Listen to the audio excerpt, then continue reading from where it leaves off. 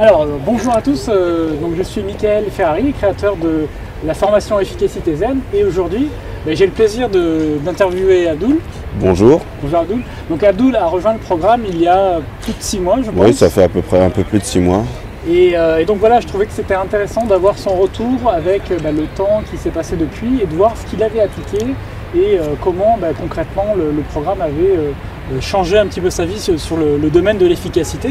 Donc est-ce que déjà tu peux peut-être nous dire pourquoi tu as rejoint le programme à la base?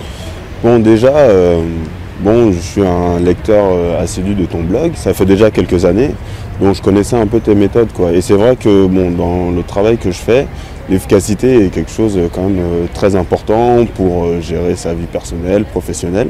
Donc c'était déjà quelque chose qui m'intéressait. Je m'étais déjà intéressé à pas mal de lectures, à pas mal de bouquins. T'avais lu quoi par exemple? J'avais lu Mieux s'organiser pour réussir, David Allen avec son système. J'ai essayé de pratiquer, mais c'était vraiment là trop contraignant pour moi.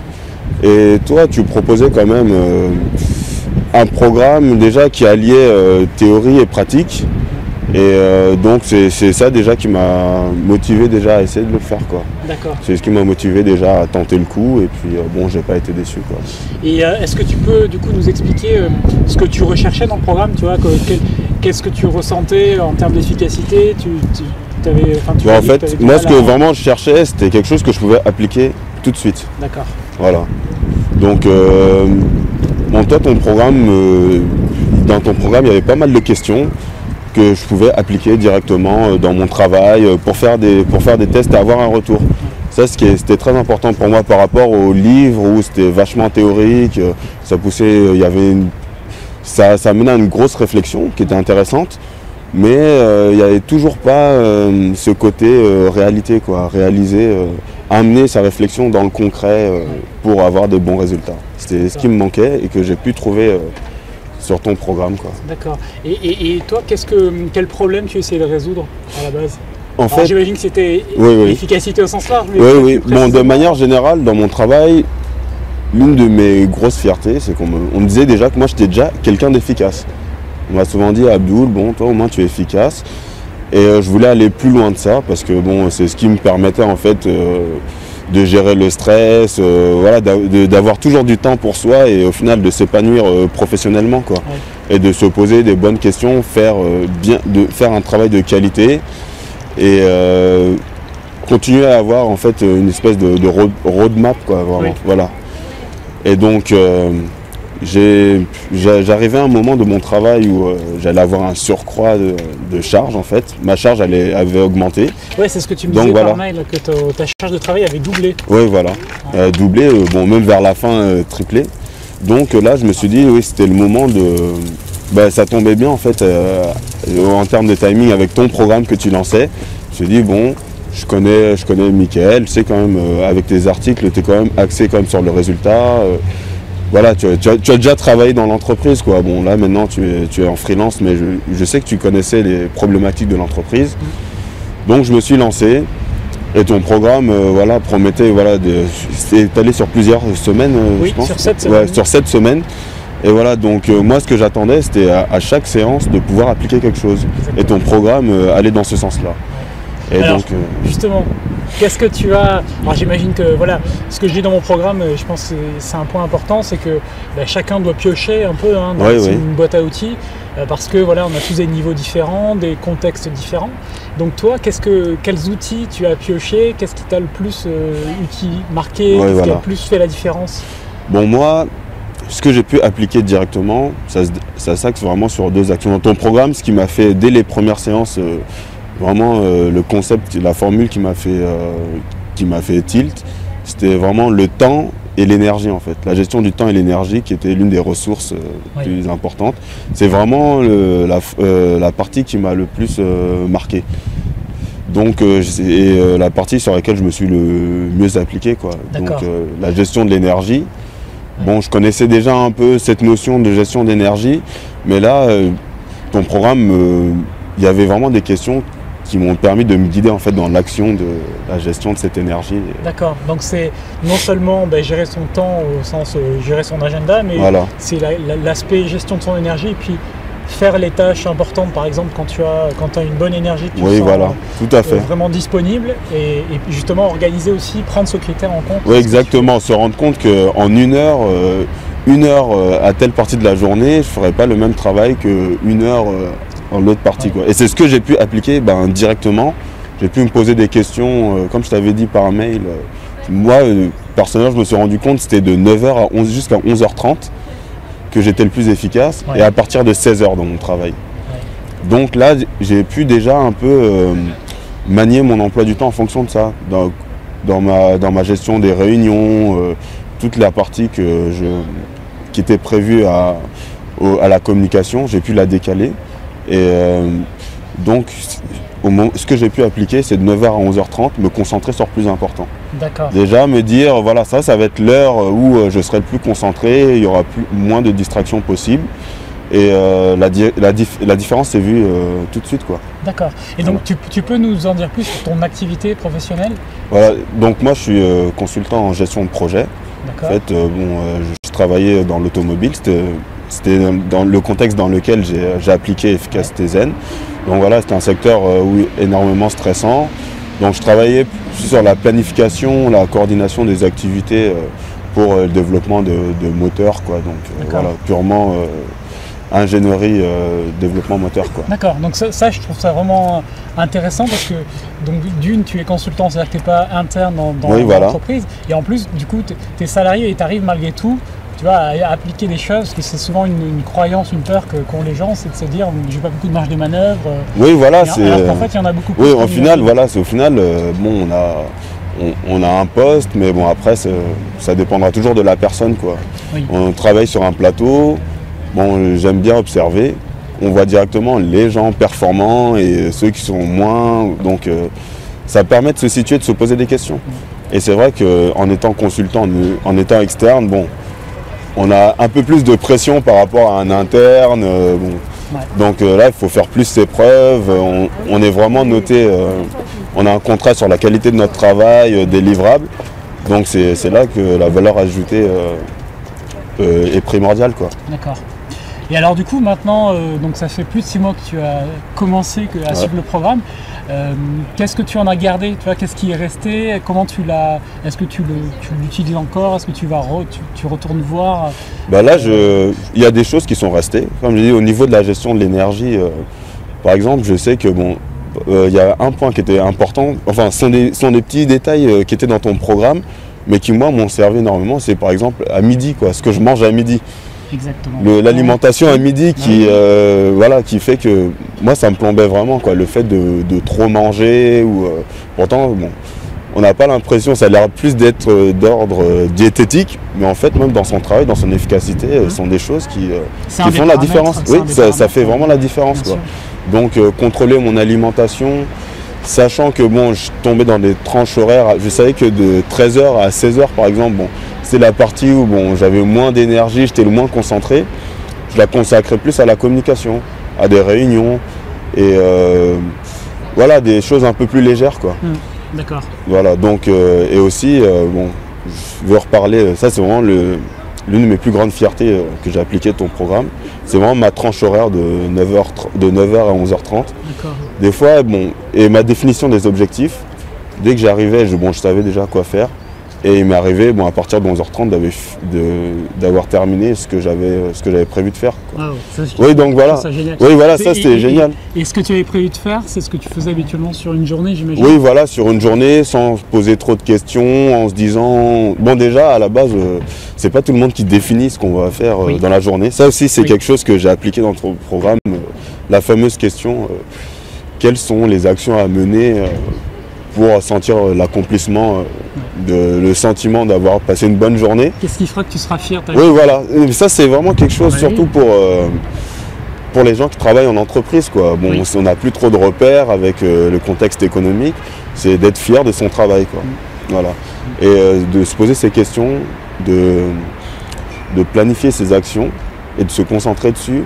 Des fois, dès la matinée, j'avais terminé, quoi. Ouais, donc là, parce que finalement, tu arrives à faire en une demi-journée ce que. Oui, voilà, on se rend compte que. Oui, voilà. Ou ce que d'autres font. Oui, voilà, en se posant des questions sur. Bon, ça, c'est le deuxième point aussi qui vraiment intéressé, c'est se poser la question, qu'est-ce qu'on fait de notre temps? Oui. Ça, c'est vraiment l'un des... Oui, c'est vraiment l'une des parties phares qui m'a influencé le plus dans ton programme, c'est de me poser la question, mais qu'est-ce que je fais de mon temps? J'ai commencé à appliquer dans tout et n'importe quoi. Et c'est vrai que... Alors ça, c'est le risque, hein, c'est capable que tu peux analyser tout ce que tu fais. Voilà, oui. Mais je me suis rendu compte qu'au final, on a du temps, quoi. Oui. On a vraiment du temps pour faire des choses, plein de choses qui nous tiennent à cœur, pour avoir de l'ambition, pour continuer de rêver. Et ça, c'était vraiment important. Le fait de me dire... Combien de temps, qu'est-ce que je fais de mon temps, c'était vraiment l'une des questions majeures, quoi. Je l'ai appliqué au travail. Donc même dans mes tranches horaires où je sais que je suis le plus en forme au niveau de l'énergie, qu'est-ce que je fais de ce temps-là? Donc ça m'a poussé un peu à cisailler un peu les activités non productives, à les déplacer un peu plus. Hein. On ne peut pas être productif à 100% toute la journée. Exactement. Voilà. Mais le fait déjà d'en prendre conscience et de le gérer, ça permettait de faire beaucoup plus de choses tout en gardant ces moments de légèreté. Voilà quoi. Vraiment... Ok. Bon, super. Est-ce que tu veux ajouter autre chose? Tu veux partager autre chose sur... Surtout sur la question du temps. Vraiment, l'un de mes chocs l'une des choses qui m'a choqué, j'ai calculé mon temps de transport. Ouais. Sachant que je mettais à peu près 1h30 de transport à l'aller. Je faisais 3 heures de transport par jour. Wow. J'ai calculé qu'en une semaine, je faisais 22 heures de transport, quoi. En moyenne, quoi. 22 heures, je passais 22 heures de mon temps à me déplacer d'un point A à un point B. Ouais, c'est énorme. Voilà. Mais c'est une journée, quoi. Même pas une simple journée, c'est... sommeil inclus, quoi. Ouais. Donc ça m'a posé à... Donc là, j'ai pu organiser ces 22 heures. Je me suis dit, bon, il y a quand même si je prenais 50% de ce temps dans les transports, 10 heures de temps à faire de la lecture, à lire les informations, à faire pas mal de choses en fait que je faisais chez moi le soir. Oui. Ça m'a permis déjà de gagner énormément de temps. D'accord. Ouais, simplement de redonner de la qualité dans ce temps-là que tu devais faire de toute façon et donc de l'optimiser. Ma baisse d'énergie, elle se faisait en milieu de journée.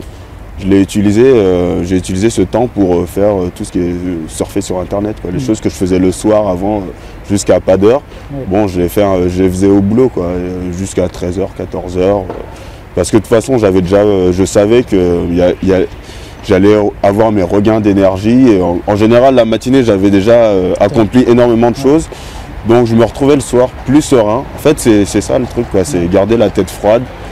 Et je trouve ça génial, moi, ce sentiment que tu expliques de se dire finalement, je peux prendre du temps pour surfer sur le web quand je suis au bureau parce que le matin, j'ai déjà fait tellement. Oui, voilà, c'est... que tu le fais sans te sentir coupable, quoi. Voilà, c'est exactement ça. Ouais. Moi, j'ai toujours pensé que les gens les plus performants, c'était ceux qui étaient concentrés, vraiment les fanatiques du travail, qui étaient vraiment à fond. Et au final, moi, je me suis rendu compte que je pouvais donner avec un peu de réflexion et l'application de certains exercices qu'il y avait dans ton programme, que je pouvais rendre un travail de meilleure qualité, faire face aussi à un surcroît de charges ou à d'autres... à gérer tout simplement sa vie, hein, en fait, et donner un meilleur travail de qualité. Et j'avais pas besoin forcément d'être quelqu'un d'aussi rigoureux, voilà, de rester moi-même, quoi. Voilà. De rester jusqu'à 21h tous les soirs. Oui, voilà, j'ai connu ça, hein, je faisais pas d'heures, hein, j'ai connu les...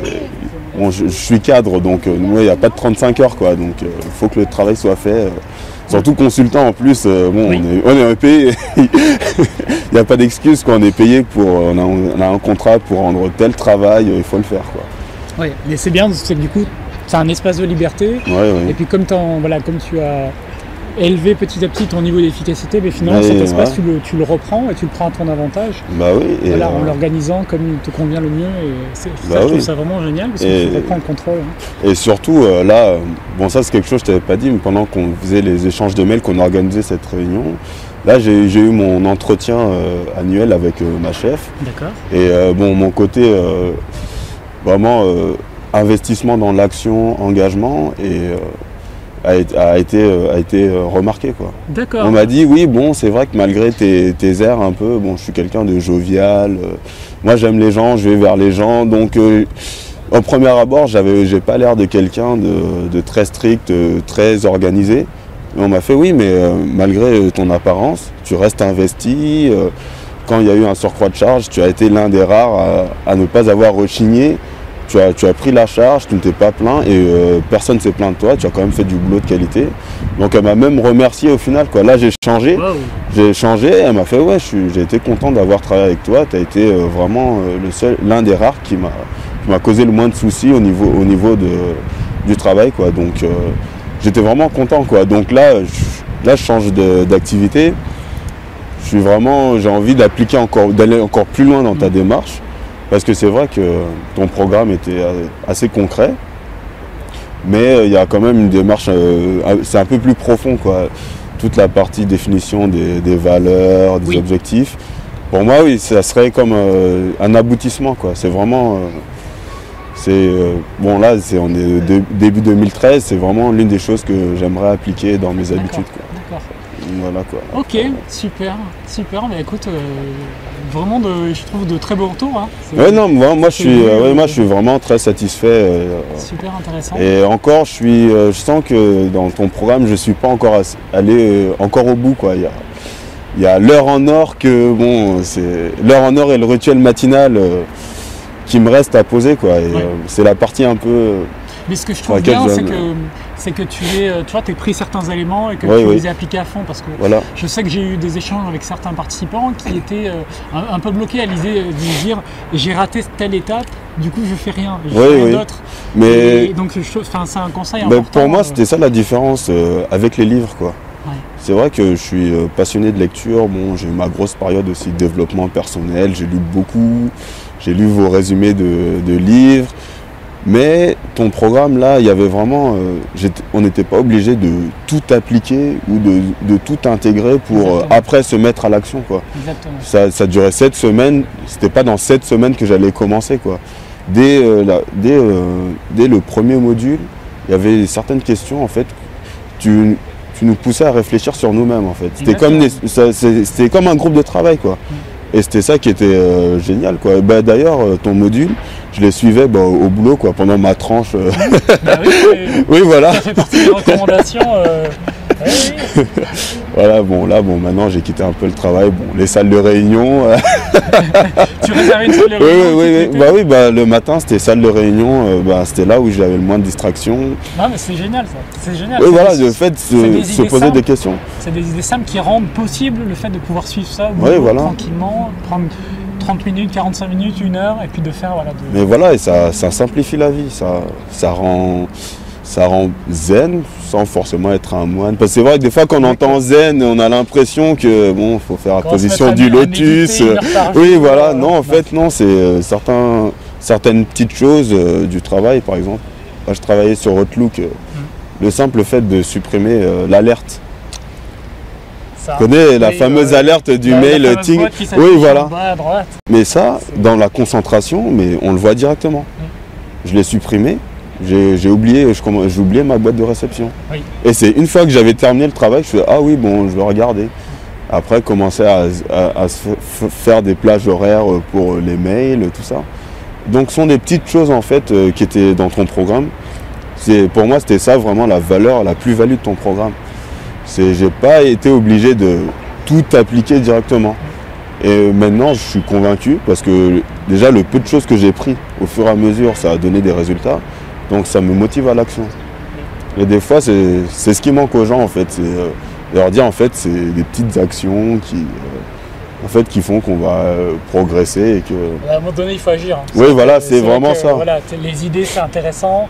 Moi, je suis vraiment fan de nouvelles idées, tu vois, de s'ouvrir, de lire, effectivement. Mais c'est vrai qu'à un moment donné, il faut appliquer. Il faut intégrer. Moi, depuis l'année dernière, c'était ma résolution 2012, c'était l'action, quoi. Et, donc, j'applique, je m'améliore. Et donc, maintenant, le but, c'est toujours de s'améliorer, d'agir. Comme tu avais dit, plus il y a de l'action, plus il y a de résultats, plus c'est un effet boule de neige, quoi. Ok, écoute, merci beaucoup Abdul pour ton témoignage. Merci à toi. Ça éclairera oui, hein, bon, ouais, voilà, moi je suis un convaincu. On n'est pas obligé de se mettre de tout prendre. On pioche petit à petit. Moi, bon, j'ai pris mes propres notes. Hein, maintenant, bien sûr. J'ai pris mes notes. D'ailleurs, maintenant, des fois, il y a tellement des questions. En fait, dans mes notes, je sais même plus ce qui venait de toi, ce qui venait de mes réflexions. Donc voilà, c'est quelque chose. Et l'efficacité, pour moi, enfin, maintenant, j'essaie de l'appliquer comme un art, quoi. Bon, je suis un peu. En ce moment, je lis beaucoup je lis la biographie de Miyamoto Musashi, l'un des plus grands samouraïs du Japon. Donc maintenant, en ce moment, je suis un peu dans c'était quelqu'un de très obsédé dans l'action, l'amélioration continue de son art. Et, bon, j'essaie d'être dans cette optique-là, quoi. Donc je vais essayer d'appliquer ça à efficacité zen, mais je pense que ça peut donner. Dans un an, ça devrait être bon. Là, je change de travail. C'était vraiment l'occasion de faire mes preuves, de me poser, d'aller dans la profondeur, quoi. Ok. Faire le rituel matinal, c'est mon challenge. Donc voilà. Ok, bah, écoute, merci beaucoup. Bah, merci à toi.